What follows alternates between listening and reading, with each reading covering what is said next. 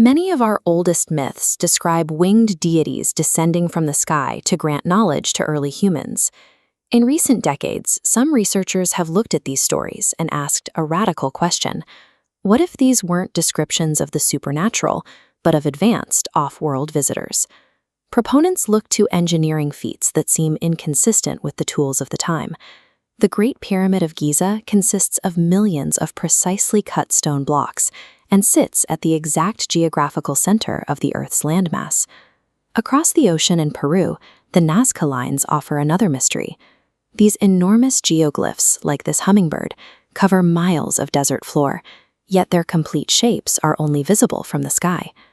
If these civilizations were capable of reaching Earth in our antiquity, it raises the possibility that they were involved in our very beginning. This naturally leads to the scientific hypothesis of directed panspermia, which suggests that the fundamental seeds of life were deliberately engineered and sent to Earth by an older civilization. While it sounds like science fiction, the idea was championed by Francis Crick, the Nobel Prize-winning scientist who helped discover the structure of DNA. If life on Earth was seeded or visited by an advanced species, it implies the biological building blocks we use aren't unique to our world. It suggests a universe where intelligent life could be incredibly common. Our universe is 13.8 billion years old and contains billions of habitable Goldilocks planets.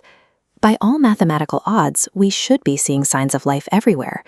Yet decades of searching have yielded nothing but silence. In 1950, physicist Enrico Fermi addressed this contradiction with a simple, devastating question: where is everybody? One proposed answer is the zoo hypothesis. It suggests that advanced alien civilizations are aware of us but are hiding.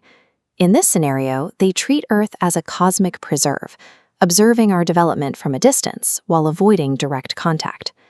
A much more sobering possibility is known as the Great Filter. This theory argues that all intelligent life eventually hits a barrier, like nuclear war or ecological collapse, that causes a civilization to self-destruct long before it can colonize the stars. Unwilling to accept a silent universe, humanity decided to stop waiting for a visit and began reaching out with our own message. In 1977, NASA launched the Voyager 1 and 2 probes on a historic mission to explore the outer planets and eventually drift into the darkness of interstellar space. Destined to travel for eons, these probes carry a physical message for any intercepting alien species: the Golden Record. This disk serves as a definitive archive of Earth, containing greetings in 55 languages and a collection of sounds and music from our history. The record's cover is engraved with complex diagrams. These are mathematical instructions that teach an intercepting species how to play the disk and use the nearby pulsars to find the location of our sun. Voyager 1 officially entered interstellar space in 2012, but even at its staggering speed, it will take tens of thousands of years to reach the next star system. To find life within a human time frame, we cannot rely on physical probes. We have to build instruments that can detect the chemistry of life from trillions of miles away. The search took a significant step forward when the Kepler Space Telescope identified K2-18b, a massive planet 124 light-years away that didn't fit into our traditional planetary categories. Scientist Niku Madhusudan analyzed this anomaly and proposed that K2-18b belonged to a newly identified class of planets he called Hycean worlds.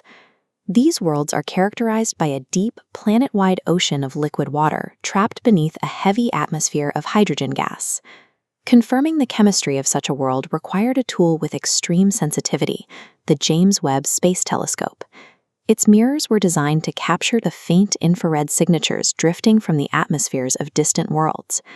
The deployment of JWST to analyze K2-18b shifted the search from theoretical modeling to direct measurement. For the first time, we had the capability to see if these ocean worlds actually contained the molecular signatures of biology. This process, called transmission spectroscopy, involves analyzing starlight as it passes through a planet's atmosphere. Different chemicals block specific wavelengths, leaving behind black absorption lines that act as a molecular fingerprint.